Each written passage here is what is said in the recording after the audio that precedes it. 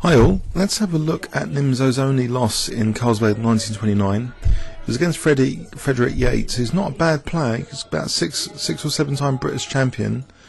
And he's also played and beaten some of the best players in the world, including Alexander Aliekin in a King's Indian defence.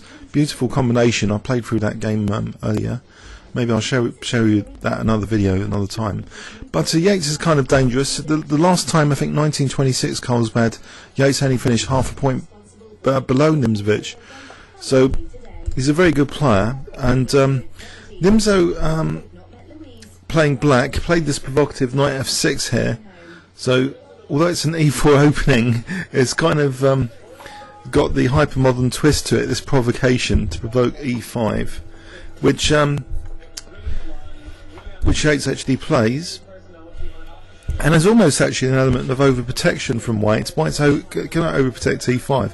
It's a logical thing to do to centralise pieces.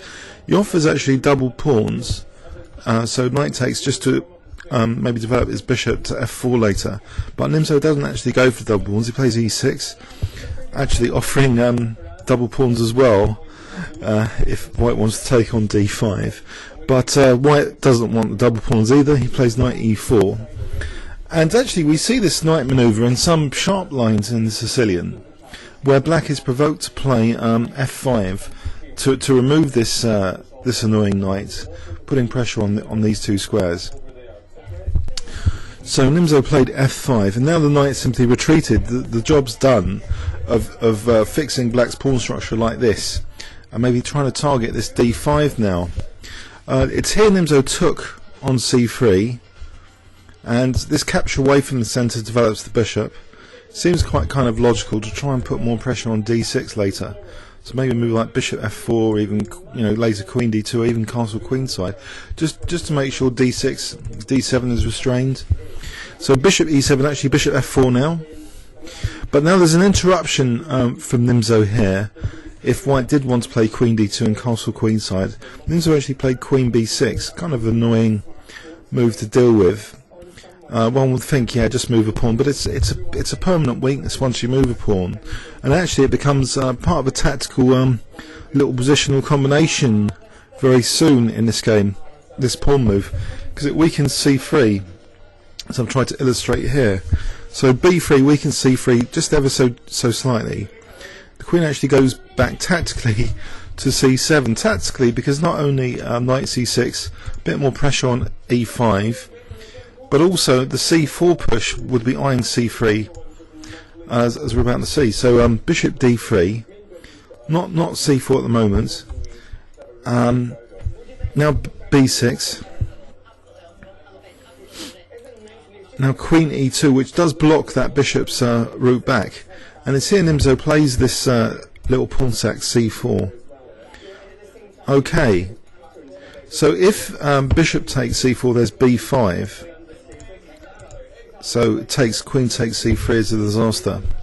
So Yates, he gets treble pawns now. So Nimzo, who's the master of playing against double pawns, has his treat now. This such a heavy fractured pawn structure. He describes in his own annotations that this game was strategically won, and he blew it. There's a certain element of truth in that, because the material edge which engines give slightly better for White here, it's not really that great for White, especially if Black's now going to castle queenside. So after rook fe1 castles queenside, Black seems to have the better attacking prospects in this position. The actual treble pawns here kind of slow and inhibit White's attacking opportunities. So say rook ad1 happened, bishop c5, and here this is interesting because a thematic move from Black, thematic threat, might be g5 or h6 and g5.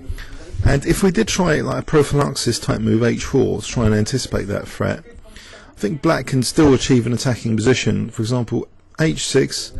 Here's a variation I checked out earlier. So in this kind of position, Black's getting an attacking initiative. So imagine this with this mighty fianchetto bishop, which I win a lot with the b6 system in blitz. Actually, this bishop on this diagonal and castling on the opposite side, and get both rooks really active. So hitting h4 there, so the king's having to step in to help defend h4, and now simultaneously put pressure on c4 as well. So you get kind of a nice aesthetic kind of a position where black's doing very well after bishop e7. So both these kind of weaknesses, h4 and c4, being attacked. All of black's pieces very, very powerful. White's pieces, sort of blocked in by this treble pawn complex here, and this pawn on e5 is blocking in the bishop, although you could argue it's overprotecting e5. But here the king's safety factor, I think, is key. White's just worse because the practical king safety. So h4 was rejected, so maybe wisely that it wouldn't actually slow down any attack here.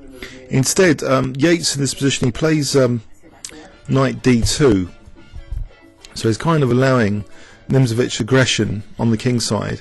So g5 was actually played.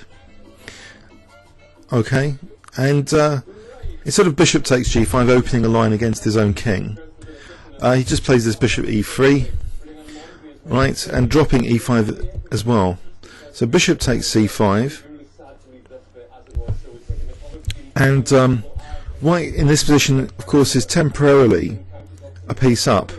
But Nimzo's now playing knight g4, so he's threatening queen h2 and queen h1 mating. So white has to parry that threat and basically lose the piece back.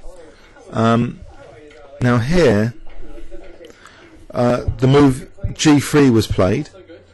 Okay, queen takes c5. Now this is a critical moment of the game where Nimzo played a horrendous move by what he called a process of elimination. And he basically first convinced himself that this was a totally winning position for him, well, at least strategically, and therefore he couldn't see anything too clear. After the tricky move here was played by White, bishop e4, it's a very good practical move, challenging that monstrous bishop on the diagonal, and potentially, black's got weakened king safety if these bishops come off. Okay, so the process of elimination was used here by Nimzo because he was considering things like just the simple f takes. Let's have a look at f takes. So queen takes g4.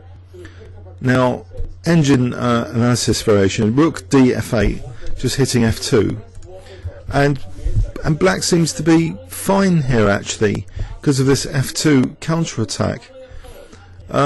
Like say this, I mean, white doesn't really want to lose f2, but this ending would be fine. If the queens come off, there's f-file pressure, there's c3 pressure, it'd be fine. So Nimzovich plays a bit of a howler. He plays by the process of elimination bishop a6, and white very comfortably retreats this bishop to be a nice little fianchetto bishop tucked away cozily on g2, eyeing that diagonal.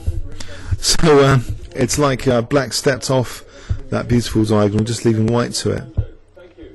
And this is followed up by Nimzovich in his own admission, another mistake, king c7, when he could have played something.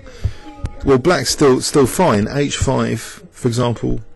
If queen f3, there's always the resource queen c7.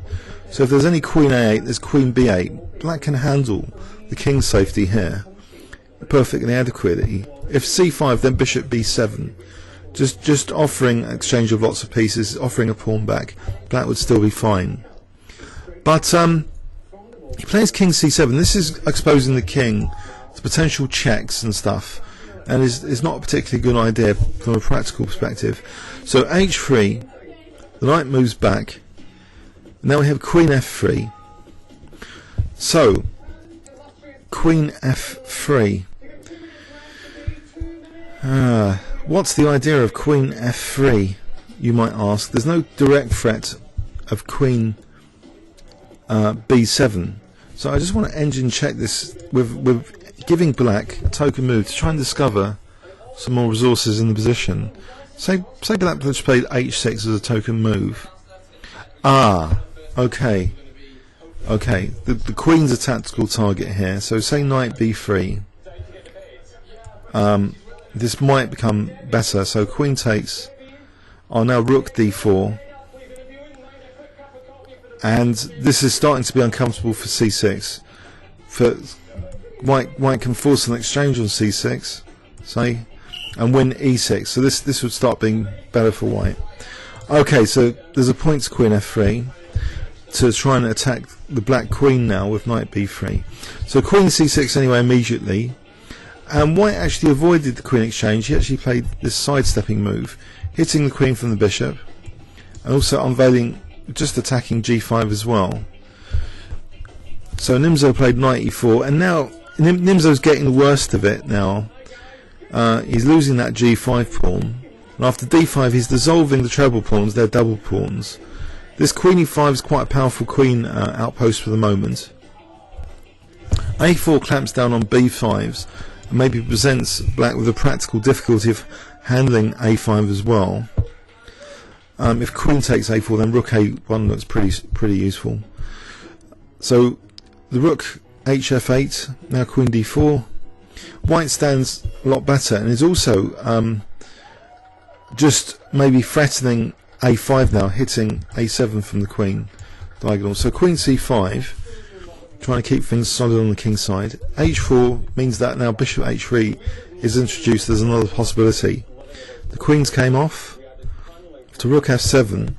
Now this nice little dissolving move of the double pawns played by Frederick. So c4, because if bishop takes c4,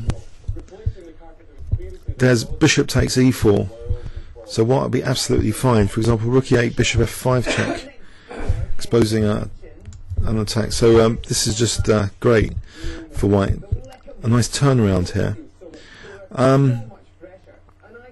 Okay, so Nimzo's probably getting annoyed now that he's kind of blown his position. He plays rook d f8. So after c takes d5, rook takes f2. Nimzo's just material down. He's actually 2 pawns down, and without too much counterplay, and this d pawn's kind of strong. So a pair of rooks came off. Now g4, threatening to create another pass pawn on the king side. Check. h5. So with a constant threat now of g5, if the rook ever moves off f8. Now the king just marches in actually. So rook f6, king f4, and it's here Nimzo resigned. So this was his only loss in Carlsbad 1929. He said about his optimism though, not mulling over too much this loss, and he said about his fortune changing again when he beat Juve from a dire position.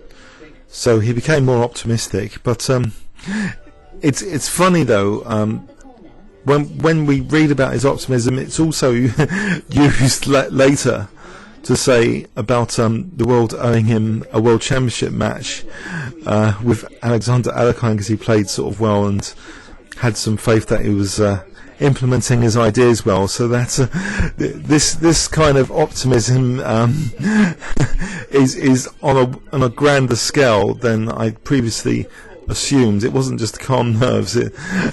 But he did win the tournament, so maybe he was just feeling very, very, very good about. Leave any comments or questions on YouTube. Thanks very much.